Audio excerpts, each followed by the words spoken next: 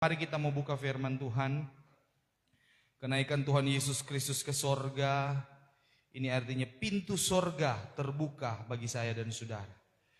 Panggilan bagi kita untuk menuju kepada kesempurnaan. Untuk menjadi mempelai Kristus. Saya jemput kita bangkit berdiri. Wahyu pasal 4 ayat 1 dan ayatnya yang kedua. Saya akan baca di dalam Alkitab terjemahan lama. Kemudian saya minta satu orang baca di dalam Alkitab terjemahan baru. Wahyu pasal 4 ayat 1 dan ayat yang kedua. Kemudian daripada itu aku tampak satu pintu terbuka di sorga. Maka suara yang mula-mula ku dengar itu seperti bunyi sangkakala bertutur kepadaku. Katanya, naiklah kemari.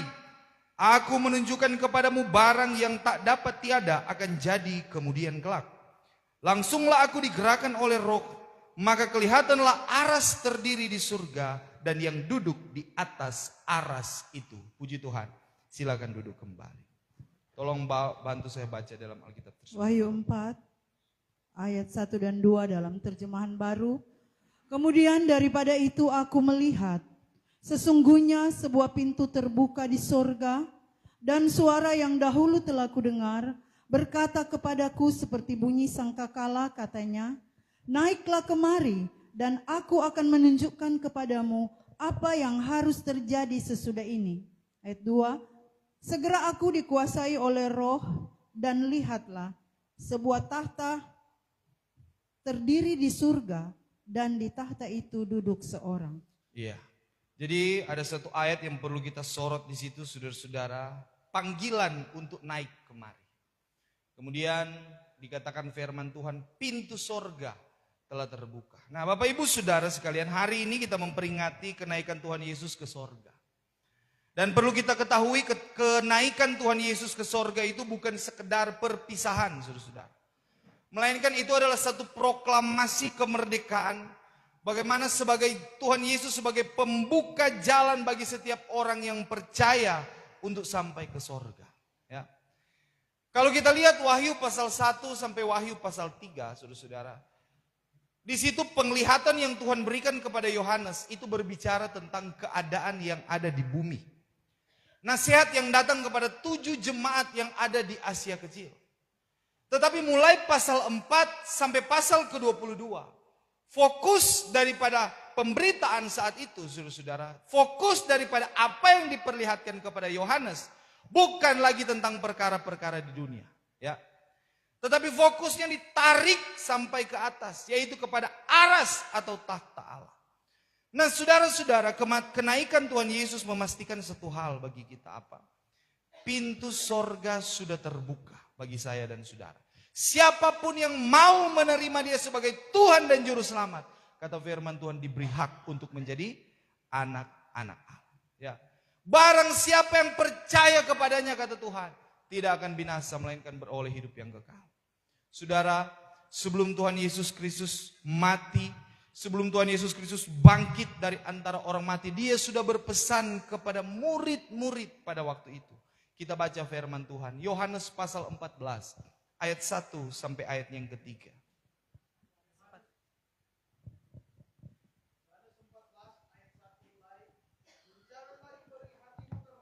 Jangan gelisah hatimu, jangan beri hatimu terharu. Percayalah akan Allah. Percaya akan Allah. Dan percayalah akan daku juga. Ya. Ayat 2, di dalam rumah Bapakku adalah banyak tempat kediaman. Ya. Jikalau tiada demikian, niscaya sudah aku katakan kepadamu. Karena aku pergi menyediakan tempat. Dalam rumah Bapa, kata firman Tuhan, ada banyak tempat. Dan aku pergi untuk menyiapkan tempat bagimu. Dan kata ayat yang ketiga, aku akan datang kembali dan membawa kamu ke tempat di mana aku berada, saudara-saudara. Ini adalah janji yang sementara kita nantikan di hari-hari terakhir ini, saudara-saudara. Ya. Yohanes pasal 14 ayat 1 sampai ayat yang ketiga adalah salah satu janji yang paling menguatkan hati di dalam firman Tuhan. Ya. Ayat ini menjelaskan tentang tujuan kenaikan Tuhan Yesus Kristus ke sorga. Ya. Yesus menegaskan bahwa perpisahan dia dan murid-murid pada waktu itu hanya bersifat sementara saja. Perginya Tuhan Yesus ke sorga melalui peristiwa kenaikan, saudara-saudara, diikuti juga dengan janji bahwa dia akan datang kembali untuk kedua kali, saudara-saudara. Ia memberikan pengharapan bagi saya dan saudara bahwa setiap orang-orang percaya bukan berakhir dengan kebinasaan, tapi kata firman Tuhan akan ada pertemuan yang indah, saudara-saudara, ya, dengan pencipta kita. Makanya apa yang Rasul Paulus katakan di dalam Ibrani pasal 10 ayat yang ke-35, ya. Jangan kamu melepaskan kepercayaanmu karena ada upah besar yang menanti itu semua, saudara-saudara. Ya. Kita sudah tahu, kita sudah banyak dengar khotbah-khotbah. Dia sudah pernah datang menggenapi nubuatan-nubuatan oleh para nabi-nabi perjanjian lama, saudara-saudara, untuk menjadi korban perdamaian bagi umat manusia. Dan dia juga akan kembali seperti apa yang dia sudah firmankan. Bukan datang untuk menebus dosa, saudara-saudara, tapi dia datang untuk menjemput gerejanya yang sudah sempurna roh, jiwa, dan tubuh. Makanya ketika momen Tuhan Yesus Kristus terangkat ke sorga, saudara-saudara, di dalam Kisah Para Rasul 1 ayat yang ke-11, ketika para murid, ada kurang lebih 500 orang yang menyaksikan kenaikan Tuhan Yesus Kristus, saudara-saudara. Ada 2 orang berdiri ketika Tuhan Yesus sudah naik sorga. Ada 2 orang berdiri dan apa yang mereka katakan? Yesus ini yang engkau lihat meninggalkan kamu naik ke sorga, dia juga akan datang dengan cara yang sama seperti yang kamu lihat ketika dia naik ke sorga. Ya. Sebab itu saudara, dalam masa-masa penantian ini, mari kita sementara terus berjuang, saudara-saudara. Jangan kita terbabit dengan segala keadaan-keadaan dunia. Karena janji kedatangan Tuhan, second coming, itu semakin hari semakin dekat, saudara-saudara. Dan kata firman Tuhan, dia bukan datang lagi untuk menebus dosamu. Dia sudah 1 kali menjadi korban perdamaian bagi dunia, 1 kali untuk selama-lamanya. Tapi dia akan datang kedua kali untuk apa? Untuk menyelamatkan. Coba baca itu, Ibrani pasal 9 ayat 28. Ayat 28. Demikianlah juga Kristus sesudah 1 kali dipersembahkan akan menanggung dosa orang banyak. Dia sudah datang pertama kali. Dia datang untuk mempersembahkan dirinya menjadi korban bagi dosa orang banyak. Maka pada kali yang kedua kelak, Tetapi ketika dia datang pada kedua kali, saudara-saudara, dengan tiada menanggung dia dosa, tidak datang untuk menanggung dosa saya dan saudara lagi. ia akan kelihatan kepada segala orang Tapi yang dia menantikan akan dia. datang untuk kelihatan kepada orang-orang yang menantikan dia. Akan menyelamatkan mereka Akan itu. menyelamatkan mereka itu. Sebab itu saudara-saudara, di hari-hari ini merupakan panggilan bagi saya dan saudara untuk menuju kepada kesempurnaan iman. Seperti ayat pokok kita pada saat ini, saudara-saudara. Kata firman Tuhan, naiklah kemari. Dalam penglihatan daripada Rasul Yohanes, kata firman Tuhan, pintu sorga terbuka. Dan penglihatan ini bukan lagi perkara-perkara yang ada di bumi. Tentang masa, yaitu zaman Yohanes pada waktu itu. Tetapi tentang masa depan, saudara-saudara. Tentang keadaan akhir zaman. Tentang penyempurnaan gereja, Wahyu pasal 12 ayat 1-2. Tentang mewarisi bumi baru, mewarisi langit baru. Terlebih daripada itu, para pengantin Kristus akan mewarisi Yerusalem yang baru. Dan saudara perlu tahu, firman-Nya ya dan amin. Firman-Nya kekal. Banyak orang berpikir bahwa kitab Wahyu hanya untuk gereja awal. Namun firman Tuhan itu melampaui sejarah, saudara-saudara. Yesaya pasal 40 ayat yang ke-8 mencatat bahwa firman Tuhan itu tetap untuk selama-lamanya. Karena apa yang diperlihatkan kepada Yohanes adalah jaminan bagi saya dan saudara sebagai orang-orang percaya, sebagai pengantin-pengantin Kristus. Makanya penting bagi kita, fokus kita bukan perkara-perkara dunia. Kolose pasal 1, pasal 3 ayat 1 dan 2. Apa yang kata firman Tuhan? Kolose pasal 3 ayat 1 dan 2. Kolose 3 ayat 1 mulai. Sebab itu jikalau kamu sudah dibangkitkan beserta dengan Kristus. Kalau kamu sudah dibangkitkan beserta dengan Kristus, carilah perkara yang di atas. Tuhan katakan cari perkara yang di atas, Di mana saudara. Kristus ada Di duduknya di sebelah mana kanan Kristus Allah. ada. Ketika dia ada naik ke sorga, dia sudah duduk di sebelah kanan Allah. Ayat 2. Ya. Tetapkanlah pikiranmu di dalam perkara yang di atas. Tetapkan pikiranmu kepada perkara yang di atas. Jangan di dalam Bukan perkara yang di bumi. perkara-perkara yang ada di atas bumi. Makanya sebelum kedatangan Tuhan kedua kali, Tuhan ingin kita gerejanya jangan hanya sibuk dengan perkara-perkara dunia. Bukan berarti kita tidak boleh sibuk dengan perkara dunia. Dengan pekerjaan, dengan makan, minum, pakai. Tidak, saudara-saudara. Tapi Tuhan mau jangan hanya sibuk dengan perkara-perkara itu. Tapi kita harus lihat apa yang akan menanti kita di masa depan, saudara-saudara. Kita harus melihat perkara-perkara yang ada di belakang langit biru, kata pengajaran. Yaitu kehidupan kekal. Karena saudara-saudara, untuk sampai pada tujuan iman, yaitu keselamatan jiwa, kita tidak semudah membalikan telapak tangan. 1 Petrus pasal yang pertama ayat 39, faedah iman atau manfaat iman saya dan saudara, tujuan iman kita bukan supaya kita diberkati, bukan tentang kemewahan, tapi tentang kemuliaan kekal, saudara-saudara. Ya, bukan berarti saudara dalam keadaan miskin, dalam keadaan tidak mempunyai apa-apa, saudara tidak punya jaminan sorga. Iman bukan untuk saudara memiliki segala-galanya, saudara-saudara. Ya, iman bukan tentang kemewahan. Bukan tentang saya beriman saya punya mobil, saya beriman saya punya kendaraan yang mahal, saya beriman saya punya rumah, saya beriman saya punya gereja yang megah. Bukan itu, saudara-saudara. Iman kita adalah dasar, saudara-saudara, supaya kita bisa sampai kepada kemuliaan kekal. Ya.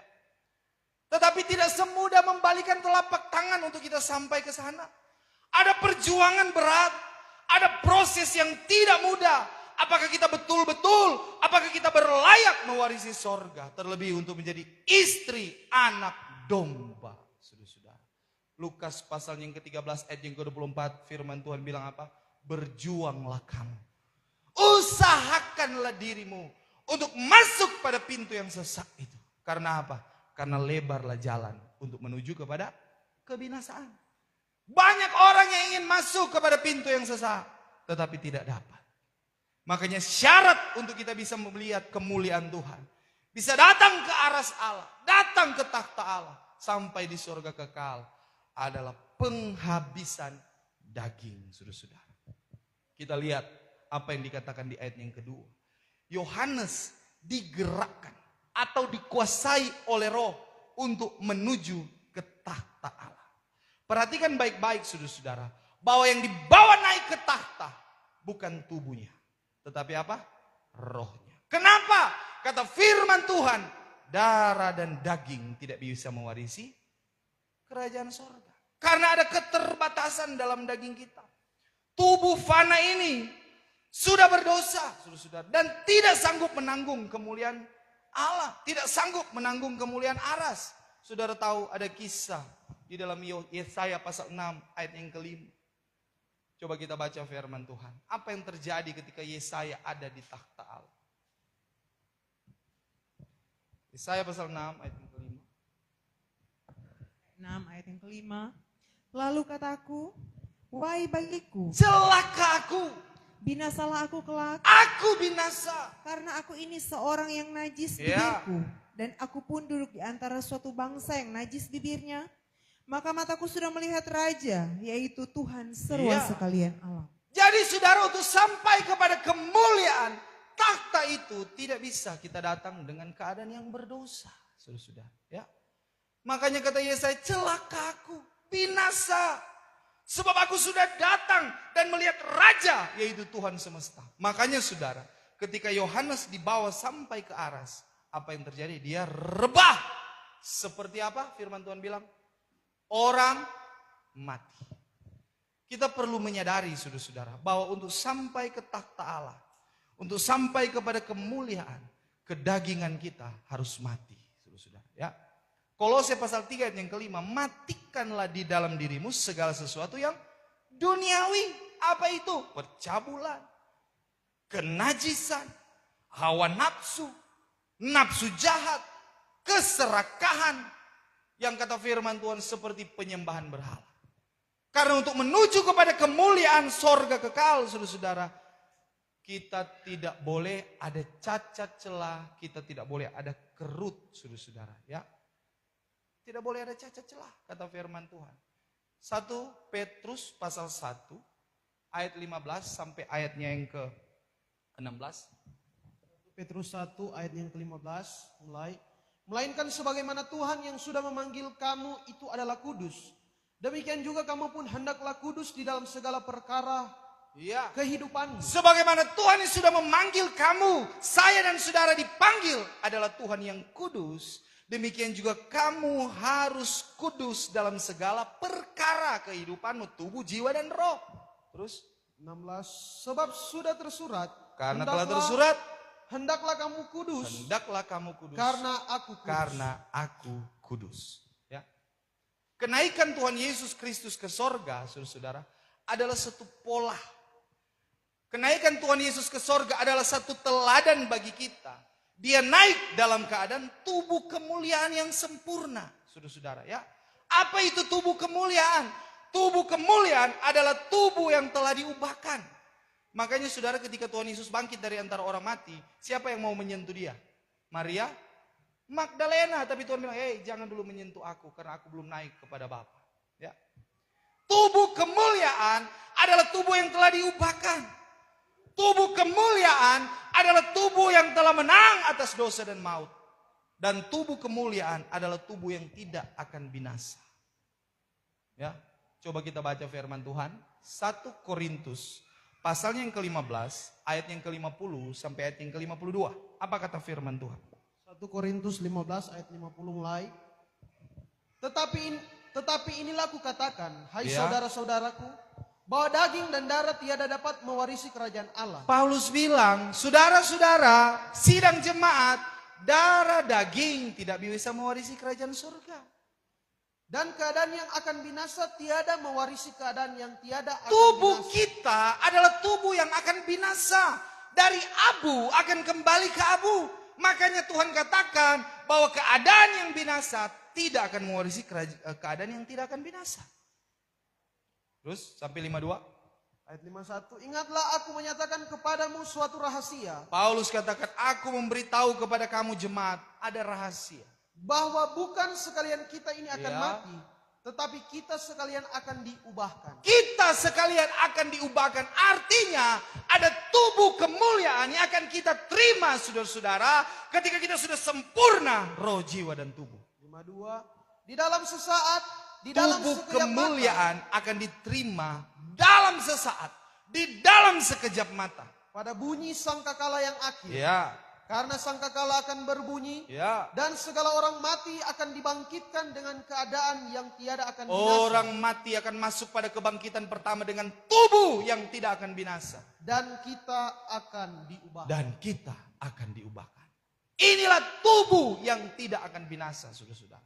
Yaitu tubuh kemuliaan yang dimiliki oleh Tuhan Yesus Kristus. Makanya tujuan kita untuk menjadi serupa dengan Tuhan Yesus. Tubuh kemuliaan, saudara-saudara, adalah tubuh yang telah terlepas daripada gaya gravitasi. Terlepas daripada segala materi dunia. Tubuh yang kebal terhadap kematian. Ya. Tubuh yang kuat tidak akan mengenal lelah, tidak akan mengenal sakit. Kalau hari ini ada yang bergumul dengan asam urat, ada yang bergumul dengan darah tinggi, ada yang bergumul dengan apa? Kolesterol. Artinya engkau belum menerima tubuh kemuliaan. Ya. Tapi kalau ketika menerima tubuh kemuliaan, tidak akan mengenal lelah dan tidak akan pernah sakit lagi, saudara-saudara. Tubuh yang bercahaya penuh kemuliaan surgawi ketika Tuhan Yesus Kristus bangkit dari antara orang mati. Tubuh yang suci tidak dapat dimasuki oleh keinginan-keinginan dunia atau pekerjaan setan. Inilah standar, saudara-saudara, yang Tuhan tetapkan bagi siapa yang mau terangkat ke surga. Ya. Untuk sampai pada kemuliaan kekal, kata firman Tuhan, Matius 5 ayat 48, hendaklah kamu sempurna. Sama siapa? Seperti Bapa di sorga sempurna. Untuk itu kita akan belajar, saudara-saudara. Bagaimana caranya supaya kita sampai kepada kesempurnaan pada tujuan iman kita. Bagaimana caranya supaya kita bisa terangkat menjadi gereja pengantin yang disingkirkan daripada mata ular ketika masuk pada meterai yang ketujuh, saudara-saudara. Karena untuk masuk meterai ketujuh harus ada penyingkiran gereja pengantin. Untuk itu siapa yang mau kita contohi? Kita akan belajar daripada keangkatan Tuhan Yesus Kristus. Ya, gereja pengantin harus melewati tahapan-tahapan pembersihan untuk terlepas daripada kemanisan dunia. Ada contoh di dalam Alkitab untuk kita bisa sampai terangkat. Siapa dia? Nabi Elia. Saudara-saudara, kita baca firman Tuhan. Terjemahan baru saja. 2 Raja-Raja pasal 2. Ayat 1 sampai ayat yang ke-11. 2 Raja-Raja 2 ayat 1. Menjelang saatnya Tuhan hendak menaikkan Elia ke sorga dalam angin badai. Dengar baik-baik, ini adalah contoh saudara-saudara ketika Elia akan terangkat ke sorga. Elia dan Elisa sedang berjalan dari Gilgal. Iya, pertama mereka dari Gilgal. Ayat 2, berkatalah Elia kepada Elisa, baiklah tinggal di sini, sebab Tuhan menyuruh aku ke Betel. Elisa, tinggallah kamu di Gilgal, karena Tuhan menyuruh aku ke Betel. Tetapi Elisa menjawab, demi Tuhan yang hidup dan demi hidupmu sendiri, sesungguhnya aku tidak akan meninggalkan engkau. Lalu pergilah mereka ke Betel. Kemudian ke Betel. Pada waktu itu keluarlah rombongan nabi yang ada di Betel mendapatkan Elisa, lalu berkatalah mereka kepadanya, sudahkah engkau tahu bahwa pada hari ini tuanmu akan diambil daripadamu oleh Tuhan, terangkat ke sorga? Jawabnya, aku juga tahu, diamlah. Berkatalah Elia kepadanya, hai Elisa, baiklah tinggal di sini. Hai Elisa, tinggal engkau di Betel. Sebab Tuhan menyuruh aku ke Yeriko. Sebab Tuhan menyuruh aku ke Yeriko. Tetapi jawabnya, demi Tuhan yang hidup dan demi hidupmu sendiri, sesungguhnya aku tidak akan meninggalkan engkau. Lalu sampailah mereka di Yeriko. Ayat 5, pada waktu itu mendekatlah rombongan nabi yang ada di Yeriko kepada Elisa serta berkata kepadanya, sudahkah engkau tahu bahwa pada hari ini tuanmu akan diambil daripadamu oleh Tuhan, terangkat ke sorga? Jawabnya, aku juga tahu, diamlah. Ayat 6, berkatalah Elia kepadanya. Berkata Elia kepada Elisa, baiklah tinggal di sini. Tinggal engkau di sini Elisa, di Yeriko. Sebab Tuhan menyuruh aku ke sungai Yordan. Aku disuruh Tuhan ke sungai Yordan. Jawabnya, demi Tuhan yang hidup dan demi hidupmu sendiri, sesungguhnya aku tidak akan meninggalkan engkau. Lalu berjalanlah keduanya. Ayat 7, 50 orang dari rombongan nabi itu ikut berjalan, tetapi mereka berdiri memandang dari jauh ketika keduanya berdiri di tepi sungai Yordan. Lalu Elia mengambil jubahnya, digulungnya, dipukulkannya ke atas air itu, maka terbagilah air itu ke sebelah sini dan ke sebelah sana, sehingga menyeberanglah keduanya dengan berjalan di tanah yang kering. Ayat 9, dan sesudah mereka sampai di seberang, berkatalah Elia kepada Elisa, mintalah apa yang hendak kulakukan kepadamu sebelum aku terangkat daripadamu. Jawab Elisa, biarlah kiranya aku mendapat 2 bagian dari rohmu. Berkatalah Elia, yang kau minta itu adalah sukar. Tetapi jika engkau dapat melihat aku terangkat daripadamu, akan terjadilah kepadamu seperti yang demikian. Dan jika tidak, tidak akan terjadi. Ayat terakhir, sedang mereka berjalan terus sambil berkata-kata, tiba-tiba datanglah kereta berapi dengan kuda berapi memisahkan keduanya. Lalu naiklah Elia ke sorga dalam angin badai. Saudara menyimak apa yang telah dibaca tadi, saudara-saudara. Kita akan belajar daripada Elia, kenapa dia bisa terangkat ke sorga, saudara-saudara. Dan ini adalah gambaran perjalanan iman kita sebagai gereja pengantin, supaya kita pun disingkirkan di atas awan-awan yang permai. Ya, saudara-saudara, ada tempat-tempat yang harus kita tinggalkan. Di dalam 2 Raja-Raja pasal 2 ayat 1 sampai 11 ada 4 tempat. Pertama, Gilgal. Yang kedua, Betel. Yang ketiga, Yeriko. Dan yang keempat adalah sungai Yordan. Nah, saudara, tinggalkan Gilgal. Artinya apa? Gilgal itu adalah lingkaran. Saudara. Dalam pengungkapan Tuhan katakan Gilgal itu seperti bola.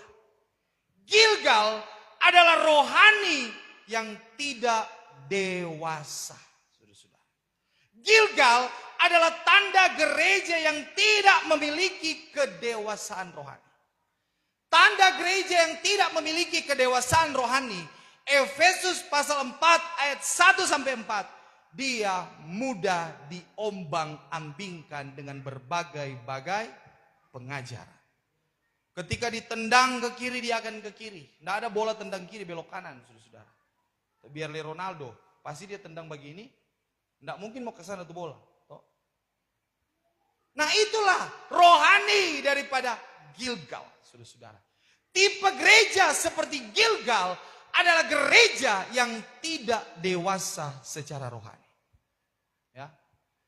Tandanya apa? Datang pengajaran A, amin. Datang pengajaran B, amin. Ya.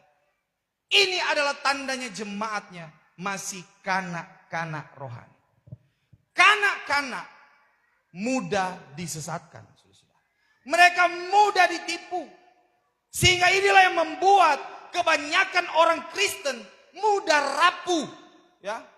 Mudah percaya dengan pemberitaan-pemberitaan palsu. Sekarang khotbah-khotbah mudah dipertontonkan, saudara-saudara. Begitu banyak pemberitaan-pemberitaan palsu yang tidak berdasar pada firman Tuhan. Ya. Makanya kita sebagai orang percaya Tuhan tidak mau kita tetap dalam keadaan Gilgal.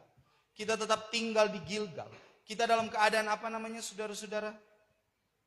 Gampang diombang-ambingkan dengan berbagai jenis angin pengajaran. Bahkan menjadi Kristen yang gampang menyerah, saudara-saudara. Bersungut ketika melewati tantangan. Saya ingat, saudara, anak saya, Anaya, beberapa waktu lalu, saudara-saudara, dia bilang, oh, bagaimana cara bikin diagram batang di di laptop. Dia coba bikin saya bilang, coba lihat di YouTube. Dia coba lihat di YouTube. Dia coba bikin tidak jadi. Kemudian saya bilang coba pakai Word. Ya, saya tidak pernah belajar itu, sudah. Bagaimana tuh diagram batang, bagaimana lain sebagainya. Ini menjadi pelajaran kepada saya, saudara, bahwa ternyata golongan iman yang masih kanak-kanak, atau kalau kita lihat dalam keadaan jasmani, kalau kita masih kanak-kanak, gampang menyerah. Ya. Dia bilang, papa enggak tahu, kita enggak tahu, coba belajar. Oh, enggak tahu papa baking. Kita enggak sampai 5 menit selesai, sudah. Dia sudah berjam-jam dia duduk, cuma mau bikin itu enggak selesai ya. Saya tahu juga karena dia masih belajar, baru belajar, saudara. Tapi saya pun tidak pernah belajar. Tapi karena saya punya logika, orang dewasa, orang terbiasa menggunakan akal, kata firman Tuhan. Ya. Itulah sebabnya gereja yang masih kanak-kanak adalah orang Kristen yang gampang menyerah. Gampang bersungut ketika melewati tantangan dan melewati ujian. Itu adalah Kristen kanak-kanak, saudara. Ya. Dan apalagi tipe kanak-kanak? Baca dulu 1 Korintus 3 ayat 2. 1 Korintus 3 ayat yang kedua. Maka susu kuberikan kamu, bukannya makanan. Paulus katakan tipe gereja kanak-kanak susu yang menjadi konsumsinya. Karena kamu belum tahan, bahkan sampai sekarang ini kamu belum tahan. Jemaat yang tidak bisa makan makanan keras, yang tidak bisa menerima firman dengan teguran-teguran atas dosa, ini adalah tipe gereja yang masih kanak-kanak. Dia belum layak makan keras, saudara. Dia hanya bisa minum susu. Gereja kanak-kanak adalah gereja yang suka pemberitaan-pemberitaan lembut. Hanya suka tentang berkat-berkat jasmani saja. Tidak mau dosanya ditegur, saudara. Karena memang firman Tuhan pernah berkata, ya, di zaman Rasul mula-mula, Paulus berpesan kepada Timotius.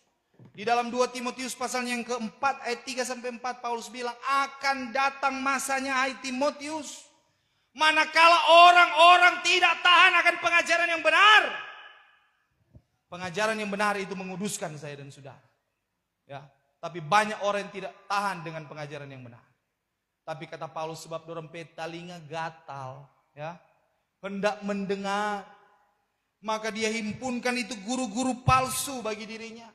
Dia kumpul itu guru-guru supaya memuaskan hawa nafsunya. Pendeta, kita kan so bayar pengana. Khotbah yang sedap-sedap didengar. Khotbah tentang berkat-berkat. Khotbah yang memotivasi, saudara-saudara. Saya mau katakan kepada saudara, untuk sampai kepada kesempurnaan tidak cukup motivasi. Ya, engkau harus hidup dalam pengajaran yang benar. Berapa banyak sekarang khotbah-khotbah. Enak toh kalau dengar khotbah motivasi toh? Enak toh? Menguatkan. Khotbah ini menguatkan. Tapi jujur dengar khotbah pengajaran kalau anak bikin sakit. Talinga sakit hati. Semua bahot. Banyak jemaat yang dia trigger. Trigger tuh ada nama tuh. Trigger dia. Tremor mau khotbah. Apa itu pendeta sana dia semua kipas lebih tapi dosa. Tuh. Banyak orang yang rindu mendengarkan pekabaran kita, saudara-saudara. Ya. Tapi kadang kita sendiri di dalamnya ya mulai bosan. Makanya kata firman Tuhan, orang yang seperti ini dipalingkan telinganya daripada yang benar. Dan ia suka mendengar segala cerita-cerita bohong. Dan saudara, kanak-kanak rohani itu, coba baca Ibrani pasal 5, 13 sampai 14. Terjemahan baru, Jo. Ibrani 5. 13. Ya. Sebab barang siapa masih memerlukan susu, Siapa yang masih memerlukan susu, ia tidak memahami ajaran tentang kebenaran. dia tidak memahami pengajaran tentang hal yang benar, Sebab saudara. ia adalah anak kecil. Sebab anak kecil. Tetapi makanan keras adalah untuk orang-orang Tapi dewasa makanan keras adalah untuk yang mereka dewasa. yang karena mempunyai panca Yang indera yang punya terlatih panca indera yang terlatih. Mata, hidung, telinga, mulut, kulit. untuk membedakan yang baik daripada yang jahat. Orang dewasa punya panca indera yang terlatih. Artinya dia pekah, saudara-saudara. Ya. Ini adalah tipe gereja yang dewasa. Tapi gereja kanak-kanak kata firman Tuhan, dia tidak memahami ajaran kebenaran. Ya. Dan tipe gereja seperti Gilgal, atau orang-orang yang masih tinggal dalam keadaan Gilgal. Di dalam 1 Korintus pasal 3, ayat 3 sampai 4. Coba baca firman Tuhan. 1 Korintus 3, ayat 3 sampai 4. 1 Korintus 3 ayat 3 mulai. Sebab kamu lagi dalam tabiat duniawi. Mereka adalah orang-orang yang masih dalam tabiat duniawi. Karena jikalau ada dengki dan pertengkaran di Masih antara kamu, ada pihak memihak. Masih ada iri. Masih ada dengki. Dan membandingkan hamba-hamba Tuhan. bukankah kamu di dalam tabiat duniawi? Bukankah kamu orang di dalam tabiat serta duniawi? melakukan cara orang Serta dunia. melakukan cara orang dunia? Ayat 4. Karena apabila seorang berkata bahwa aku ini pihak Paulus, dan yang lain berkata aku ini pihak Apolos, bukankah kamu orang duniawi? Ya. Sampai situ. Jadi jelas ciri-ciri firman Tuhan tentang gereja yang belum dewasa, gereja yang masih di Gilgal adalah suka berpihak. Saudara-saudara. Suka akan iri dan dengki. Suka membanding-bandingkan hamba Tuhan. Paulus dengan tegas berkata bahwa orang Kristen yang seperti ini adalah kanak-kanak rohani. Bahkan dikatakan di ayat pertama 1 Korintus 3 adalah apa? Orang rohani tapi bertabiat duniawi. Yang kata firman Tuhan Titus 1 ayat yang ke-6, mengaku mengenal Allah, tetapi apa? Membukankan dia. Perbuatannya tidak mengakui dia. Ya. Inilah tipe gereja kanak-kanak. Roma pasal 1 ayat 21, mereka mengenal Allah, tapi mereka tidak memuliakan dia seperti Allah. Artinya kanak-kanak rohani tidak jadi berkat, saudara-saudara. Ya. Karena rohani yang demikian sama seperti rohani yang masih tinggal di Gilgal. Nabi Elia tidak terangkat di Gilgal. Makanya tinggalkan rohani yang seperti Gilgal, saudara-saudara. Amin. Kalau ada di antara saya dan saudara yang masih hidupnya seperti rohani di Gilgal, tinggalkan itu. Mau sampai kapanpun saudara tidak akan terangkat. Kemudian yang kedua, di mana? Baitel. Ya. Tuhan mau kita tinggalkan Baitel. Baitel sebenarnya artinya rumah Allah. Tetapi kenapa kita harus tinggalkan rumah Allah? Ternyata di dalam 1 Raja-Raja pasal 12 ayat 28 sampai ayat yang ke-30. Baitel sudah dinajiskan. Saya tidak berkata satu golongan organisasi gereja ya saudara-saudara. Pun boleh ikut video. Baitel orang. Bukan itu saudara-saudara. Ya. Saya berbicara tentang perkara rohani saudara-saudara. Ya. Baitel yang tadinya dikatakan rumah Allah, tetapi sudah dinajiskan oleh Raja Yerobeam bin Nebat, saudara-saudara. Ya, dia sudah buat di sana patung lembu emas. Tadinya tempat itu adalah tempat penyembahan kepada Allah, rumah Allah, tetapi menjadi tempat ritual penyembahan kepada berhala-berhala. Saudara, berhala-berhala akhir zaman bukan lagi tentang patung-patung. Saudara, ya. Berhala akhir zaman bukan lagi tentang pohon-pohon. Dan saya percaya ketika orang Kristen lahir dia percaya Yesus Kristus, dia sudah tidak akan pergi lagi ke batu-batu. Ya. Dia sudah tidak akan pergi lagi untuk menyembah pohon-pohon, saudara-saudara. Tapi ingat, berhala modern. Apa itu berhala modern? Baitul adalah bait Allah. Ternyata banyak orang yang memberhalakan bangunan gereja. Saudara-saudara. Banyak orang yang memberhalakan pemimpin-pemimpin gereja. Banyak orang yang memberhalakan organisasi. Saudara pernah lihat semboyan sekali tetap? Pernah? Kalau orang sekali Yesus tetap Yesus, amin. Bukan sekali Gesba tetap Gesba. Ingat, Gesba tidak pernah menyelamatkan saudara. Ya, tapi pengajaran yang ada di dalam. Ketika masuk ke gerakan besar, saudara-saudara, tidak ada lagi organisasi di sana. Yang ada organisme. Sekalipun ke organisasi yang paling besar. Ya. Makanya jangan menajiskan tubuh kita dengan bait Allah berhala modern, saudara. Organisasi, gedung gereja, atau pemujaan-pemujaan kepada pemimpin. Saat ini ada satu organisasi besar memuja pemimpinnya. Dan dikatakan dia perwakilan Kristus di bumi. Haleluya. Memang Yesus pakai wakil. Yesus ketua kelas. Wakilnya ada seseorang. Sekretarisnya siapa, saudara? Bendaharanya siapa? Ya. Makanya berbahaya, saudara. Kalau ada pemujaan-pemujaan terhadap pemimpin, silakan hormati pemimpin gereja. Hormati gembala, hormati hamba Tuhan. Karena itu yang patut kata firman Tuhan bagi kamu. Saat ini saudara, begitu banyak orang-orang Kristen yang suka dengar khotbah pendeta-pendeta terkenal. Coba ada orang kalau datang KKR, kalau nyak full. Tapi coba bilang, yang akan khotbah pendeta Morris Tatangin. Siapa itu?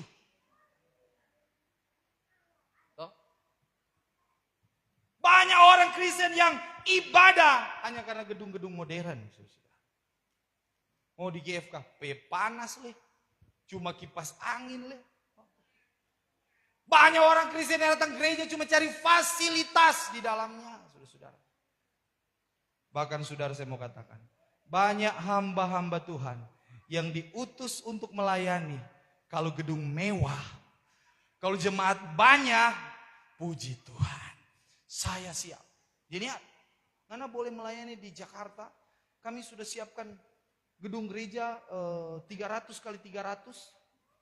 Parkiran 10 lantai. Jemaat 8.000. Full musik. Januari paling. Amin. Saya bersedia. Saya percaya. Ini adalah perjuangan iman saya selama ini. Ini adalah buah-buah yang saya lakukan selama saya berada di jemaat kecil. Tapi contoh ya, jadi contoh. Tapi coba di daerah terpencil, saudara-saudara. Jeniar, merintis karena di Kalimantan ya. Pasti ada suku Dayak di sana, Jeniar. Udah lihat kan, udah, babi putih diputar dulu. Haleluya. Toh. Coba kalau hamba Tuhan diutus daerah-daerah terpencil. Apa dia bilang? Tunggu, tamu tanya Tuhan dulu. Haleluya. Saya mau bertanya Tuhan dulu. Kalau besar gak perlu tanya Tuhan, kalau kecil tanya Tuhan dulu ya. Hati-hati saudara-saudara. Jangan sampai fokus pelayanan kita, fokus peribadatan kita hanya tentang fasilitas-fasilitas yang ada di dalamnya. Ini berhala modern. Sudah tahu gereja mula-mula tidak dibangun dengan bangunan seperti ini. Ya. Kenapa mereka berkembang dengan luar biasa? Mereka cuma ibadah di rumah, ibadah di jalan. Ya, dimanapun jadi tempat mereka duduk untuk beribadah. Karena tujuan mereka bukan untuk fasilitas, tapi untuk menjangkau jiwa-jiwa. Ya. Hati-hati jangan sampai fokus kita seperti ini. Itu adalah berhala modern. Dan belum tentu di dalamnya saudara-saudara ada pemberitaan benar, ada ibadah yang benar. Belum tentu saudara-saudara. Ya. Saya mau katakan kepada saudara, bahwa standar kehadiran Tuhan dalam ibadah, standar kehadiran Tuhan dalam satu persekutuan bukan ditentukan daripada kapasitas pendeta yang berkhotbah. Bukan ditentukan, oh dia pendeta yang berkhotbah itu punya titel, punya nama besar. Bukan.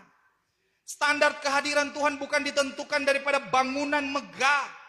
Bukan ditentukan daripada fasilitas di dalamnya ada AC. Oh kalau AC Tuhan ada di sana karena dingin. Kalau kipas angin dia cuma utus malaikat. Ya. Standar kehadiran Tuhan bukan ditentukan hanya karena kuantitas jemaat. Kalau jemaat banyak Tuhan ada di sana. Kalau jemaat sedikit Tuhan tidak ada. Itu semua baik saudara-saudara ya. Tapi bukan itu menentukan kehadiran Tuhan. Kehadiran Tuhan itu ditentukan daripada kualitas ibadah itu saudara-saudara. Apakah ibadah yang kau kerjakan berkenan atau tidak berkenan kepada Tuhan? Apakah dalam ibadah itu berpola pada tabernakel atau tidak? Apakah ibadah itu seperti apa yang Tuhan atur di dalam Alkitab? Ya, coba baca. Ibadah yang berkenan, ibadah seperti apa? Ibrani pasal 8 ayat 5. Dengar baik-baik firman Tuhan, saudara-saudara. Ya. Terjemahan baru. Pelayanan mereka adalah gambaran dan bayangan dari Terjemahan lama. Ibrani 8 ayat 5. Ibrani 8 ayat yang kelima. Yang melakukan peraturan ibadat kepada suatu peta. Yang melakukan peraturan ibadah kepada suatu peta, kepada suatu teladan, kepada suatu contoh. Dan bayang segala perkara yang di surga. Ya, ibadah tabernakel, saudara-saudara. Yang berpola pada tabernakel adalah ibadah atau bayangan dengan ibadah yang ada di sorga. Sebagaimana Musa telah difirmankan Allah. Tatkala ia tengah hendak membuat kemah. Ketika Musa, Allah berfirman di dalam Keluaran pasal 25 ayat 8. Musa, bangunkanlah bagiku suatu tempat yang kudus. Ya. Yaitu firman-Nya. Perhatikanlah supaya engkau membuat sekaliannya itu menurut teladan yang ditunjukkan kepadamu di gunung itu. Ya. Jadi saudara, ibadah yang berkenan adalah ibadah yang sesuai dengan firman Tuhan. Semegah apapun gereja itu. Ya, sekalipun dikatakan mega church, tapi kalau tidak berdasar pada firman Tuhan, belum tentu Tuhan ada di sana. Tapi kalau ibadah itu sesuai firman Tuhan, doa buka, puji-pujian, persembahan, kesaksian semua ada di halaman. Toh, bukan pujian penyembahan, saudara-saudara. Penyembahan itu bukan di halaman. Penyembahan itu adalah pujian kita kepada Tuhan, pemberian kita kepada Tuhan. Makanya di halaman itu cuma diatur korban. Penyembahan itu bukan korban, saudara-saudara. Ya, penyembahan itu kalau dihubungkan pada tabernakel itu ada pada ruang suci, mesbah dupa, saudara-saudara. Ya, makanya jangan robah-robah itu pengajian, jangan robah-robah itu ibadah. Ya, penyembahan itu ada pada mesbah dupa. Mesbah dupa tempatnya di ruang suci, bukan di halaman. So dengar khotbah tabernakel toh, saudara. Ya, jadi halaman itu puji-pujian. Ya, kesaksian, korban kesaksian, korban buah bibir mulut, korban persembahan, perpuluhan, tatangan, korban sukarela, semua ada di halaman. Tidak ada korban yang dibawa sampai ruang Maha Kudus, saudara. Cuma darahnya yang gambaran darah Kristus, saudara. Ya. Kemudian apa? Selesai itu doa firman. Doa firman ada di mana? Pintu kemah. Makanya ketika berdoa firman, yang berdoa harus dia katakan, Tuhan nyalakanlah pelita-pelita kami. Karena untuk masuk pada ruang suci harus menyalakan apa dulu? Pelita emas yang berbicara tentang karunia-karunia Roh Kudus. Makanya seorang hamba Tuhan yang berkhotbah dia harus limpah dengan karunia Roh. Karunia perkataan hikmat, karunia perkataan marifat, karunia membedakan segala roh. Supaya apa? Supaya pemberitaan bukan dengan hikmat menarik hati orang. Tapi kata Paulus, lewat penunjukan roh dan kuasa Allah. Supaya iman kamu tidak bergantung kepada akal-akal manusia. Ya. Setelah itu, pasang pelita. Imam di mana? Meja roti pertunjukan. Atau meja roti sajian. Di sana ada roti yang harus dipecah-pecahkan. Itu berbicara tentang pemberitaan firman. Kemudian perjamuan kudus. Baru dari situ imam kemana? Mesbah dupa, menyalakan dupa, saudara-saudara. Jadi dupa berbicara tentang penyembahan. Kalau dihubungkan dengan maligai daripada Salomo itu sudah ada di dalam kamar, di dalam maligai. Disitulah kita akan bercumbu-cumbuan manis dengan Tuhan, berhubungan intim, saudara, dengan Tuhan. Ini bicara rohani ya, saudara-saudara. Kemudian dari situ skina glory kelihatan, nampak kemuliaan Tuhan. Baru setelah itu ibadah selesai. Doa syafaat dan memberkati umat. Itu ibadah yang berpola pada tabernakel. Ibadah yang berdasar Ibrani 8 ayat yang kelima. Suatu peraturan ibadah yang berpola apa yang ada di surga. Ya. Nah ibadah ini yang sesuai standar firman Tuhan. Kalau Tuhan katakan walaupun cuma doa 3 orang berhimpun, Tuhan ada di sana. Jadi bukan ditentukan dari kuantitas, saudara, tapi ditentukan daripada kualitas ibadah itu. Makanya saudara hati-hati, perhatikan ibadahmu, perhatikan penyembahanmu. Besok hari Senin, apa yang Tuhan katakan? Aku berjalan-jalan di antara ke-7 kaki dian emas itu. Artinya Tuhan sementara mengawasi apa? Pemberitaan, mengawasi penyembahan kita. Makanya saudara Elia tidak terangkat di Baitel. Makanya tinggalkan rohani seperti Baitel yang dinajiskan dengan ibadah dan penyembahan yang salah. Saudara. Kalau saudara bertetap pada Baitel, saudara tidak akan terangkat pada keangkatan gereja. Kemudian yang ketiga, apa? Yeriko. Saudara.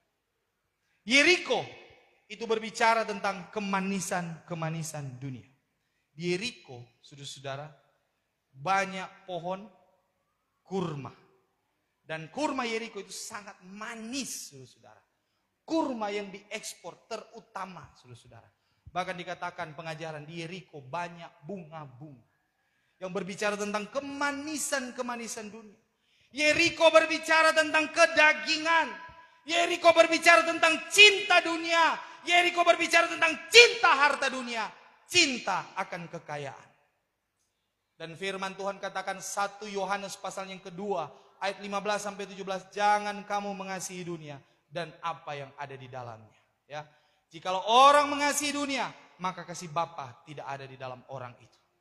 Sebab semua yang di dalam dunia, keinginan mata, keinginan tubuh, hidup dengan jemawa, itu bukan berasal daripada Bapa, tapi itu berasal daripada dunia.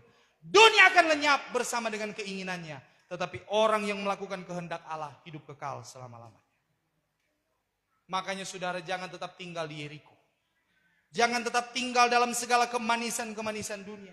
Siapa yang mencintai dunia akan jadi serupa dengan dunia yang dipersiapkan untuk kebinasaan. Siapa yang mencintai kekayaan, siapa yang mencintai uang akan menjadi serupa seperti uang. Nilainya tidak menentu. Sudah. Dolar berapa? $1. 17,5. Sudah. Saya katakan kepada Indah, Windy, berani dipicah 20.000, saudara-saudara. Kolaps orang Indonesia. Sekarang mata uang Indonesia adalah mata uang nomor 6 terlemah di dunia. Ya, saudara-saudara. Ini penggenapan firman Tuhan. Secupak gandum sedinar harganya. Jelai 3 cupak sedinar harganya. Saudara-saudara. Ekonomi resesi dunia sementara terjadi. Makanya orang yang mencintai kekayaan hidupnya akan seperti uang yang nilainya tidak menentu.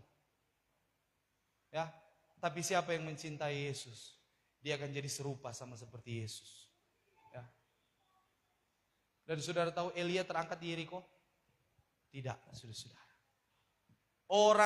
Orang percaya yang cinta keduniawian tidak akan masuk ke angkatan gereja. Ya. Sebab itu mari saudara, tinggalkanlah rohanimu yang seperti Yeriko. Kemudian yang keempat, di mana? Menyeberang Yarden atau menyeberangi Sungai Yordan. Sungai Yordan adalah sungai kematian, saudara-saudara. Artinya apa? Ketika kita melewati Sungai Yordan, kita mematikan segala daging kita. Ya, inilah syarat utama supaya kita bisa diangkat. Inilah syarat utama supaya kita boleh masuk pada keangkatan gereja pengantin. Harus ada kematian daging, saudara. Kematian karakter lama, manusia lama kita.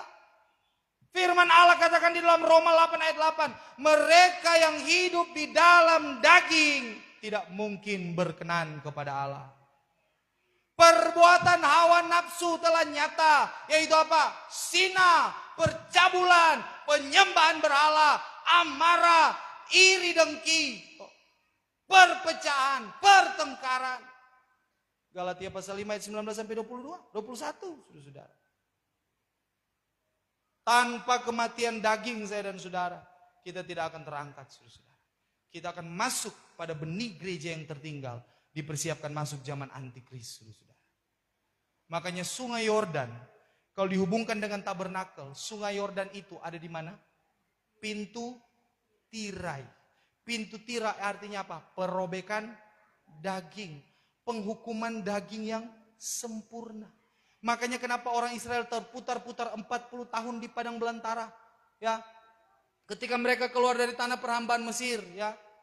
Mereka melewati Laut Kulsum dan Laut Tebrau, berbicara tentang baptisan air. Kemudian mereka dibaptis dengan tiang awan, berbicara baptisan roh. 40 tahun mereka terputar-putar di padang belantara. Supaya apa? Habis segala perkara-perkara daging, saudara-saudara.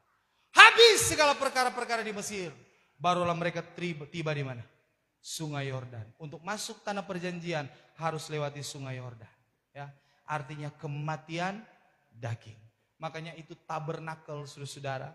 Kalau ada gambar, tuh kalau sudah lihat sebelah gambar sebelah paling bagi ini, saudara-saudara, ada bagan perjalanan bangsa Israel di situ, saudara-saudara. Dari Goshen menuju ke Kanaan.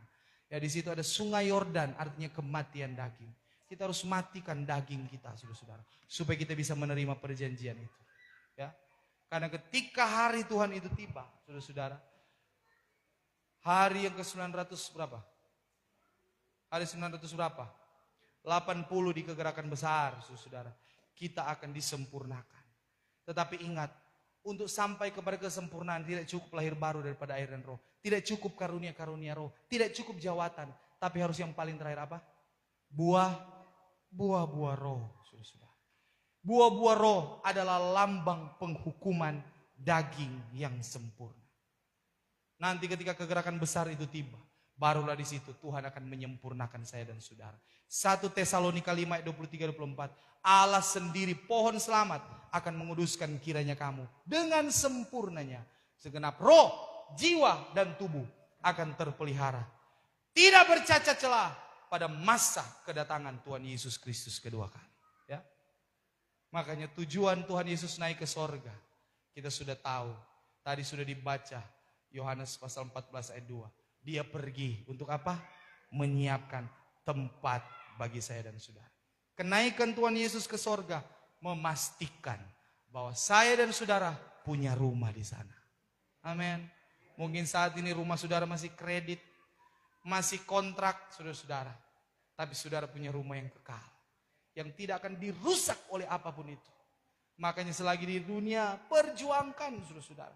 Semua material yang saudara butuhkan dalam pembangunan rumah rohani yang ada di sorga, saudara perjuangkan ketika saudara berada di dunia. Makanya saudara tidak pernah rugi, saudara invest di sorga. Ya. Harta sorga tidak akan pernah dirusak oleh genggat dan karat. Amin. Tidak akan dicuri. Kalau hari ini ada yang invest doi rupiah tabungan, hari ini mungkin nilainya akan berkurang, saudara-saudara. Kalau ada yang invest emas, saudara-saudara, ya. Saat ini emas turun 20.000 per gram, saudara.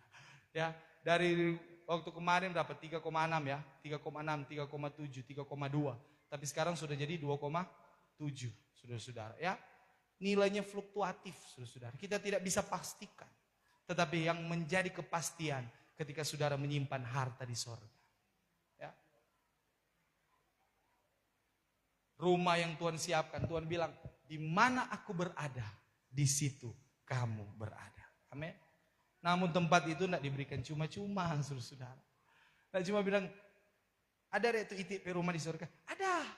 Tidak cuma-cuma itik, ada perjuangan. Tidak cuma-cuma nios, ada perjuangan. Kita bukan hanya sekedar lahir baru. Kalau kita lahir baru, benar kita menjadi anak-anak Allah. Tapi kita harus dibawa pada kesempurnaan, saudara-saudara. Supaya kita jadi pengantin-pengantin Kristus. Karena saudara, untuk mewarisi rumah di Yerusalem baru, tidak cukup saudara hanya lahir baru daripada air dan roh. Saudara harus dibawa menjadi pengantin-pengantin Kristus. Untuk mewarisi rumah di bumi baru, langit baru, lahir baru dari air dan roh, itu adalah tiket untuk masuk ke sana. Tapi untuk sampai ke sana, dibutuhkan kesetiaan, saudara-saudara. Amin. Firman Tuhan berkata Matius 22 ayat yang ke-14 bahwa apa? Sebab banyak yang terpanggil, tetapi sedikit yang terpilih. Di akhir zaman, saudara-saudara, banyak yang akan terpanggil. Tapi sedikit yang terpilih, tetapi sedikit lagi yang didapati dalam keadaan setia sampai langkah yang terakhir, saudara-saudara. Makanya Tuhan katakan Matius 24 ayat 13, siapa yang bertekun sampai kepada apa? Besok, lusa, bulan depan, tahun depan. Siapa yang bertekun sampai kepada kesudahannya, dialah yang akan diselamatkan. Sebab itu saudara, mari jangan hilangkan iman, harap, percayamu itu yang mendatangkan pahala yang besar. Saya dan saudara sudah ditebus. Saya dan saudara sudah diselamatkan oleh Tuhan dari dunia ini, masuk dalam terang ajaib. Tapi kata firman Tuhan di dalam Ibrani 3 ayat yang ke-14. Kamu sudah beroleh bagian di dalam Kristus. Asal apa? Asal kamu teguh berpegang sampai kepada akhirnya. Ya. Karena sekarang saudara-saudara, orang masih dalam keadaan berjuang. Dan firman Tuhan akan digenapi, banyak yang terdahulu akan jadi terkemudian. Dan banyak yang terkemudian akan jadi terdahulu. Ayat terakhir, baca firman Tuhan. Terjemahan baru, 1 Korintus 15 ayat 1-2. Ini menjadi tanda tanda celaka bagi saya dan saudara. 1 Korintus 15 ayat 1 dan 2 dalam terjemahan baru. Dan sekarang saudara-saudara, sekarang sidang jemaat GFK, hamba Tuhan GFK, aku mau mengingatkan kamu kepada Injil yang aku beritakan kepadamu. Mengingatkan kamu kepada Injil yang aku beritakan kepada kamu. Dan yang kamu terima. Yang sudah kamu terima. Dan yang di dalamnya kamu teguh berdiri. Yang di dalam Injil itu kamu sementara teguh berdiri. Injil apa itu? Injil kerajaan, kabar pengantin Kristus. Ayat 2. Oleh Injil itu kamu diselamatkan. Oleh Injil itu, pemberitaan itu kamu diselamatkan. Asal kamu teguh berpegang kepadanya. Tetapi apa kata firman Tuhan? Kamu harus berpegang teguh. Seperti yang telah kuberitakan kepadamu. Kecuali kalau kamu telah sia-sia saja menjadi percaya. Saya berdoa supaya jemaat Tuhan tidak sia-sia di dalam iman. Supaya tidak sia-sia percaya. Makanya saudara-saudara, di momentum kenaikan Tuhan Yesus Kristus ini mengingatkan kita bahwa dunia ini bukan rumah kita. Ya. Dunia ini bukan tempat terakhir bagi saya dan saudara. Pintu surga telah terbuka bagi Yohanes. Pintu surga itu juga terbuka bagi saya dan saudara. Ya. Jangan sampai kita jadi seperti 5 anak darah yang bodoh. Yang gagal karena tidak berjaga-jaga. Tetapi kata firman Tuhan Ibrani 10 ayat 36. Kamu memerlukan ketekunan. Supaya sesudah kamu melakukan kehendak Allah. Kamu memperoleh apa yang dijadikan itu. Untuk itu saudara, hidup kita jaga supaya dalam keadaan kudus di hadapan Tuhan. Ya. Buang segala kedagingan seperti kematian di sungai Yordan. Dan terus memandang ke aras Allah, ke takhta Allah. Tuhan Yesus naik ke sorga menyiapkan tempat bagi saya dan saudara. Marilah sebab itu siapkan hatimu. Dia akan datang kedua kali. Wahyu 2 ayat 25. Akan tetapi barang yang ada padamu, peganglah teguh-teguh sampai aku datang kembali. Tuhan Yesus memberkati firman Tuhan. 1 jam tepat.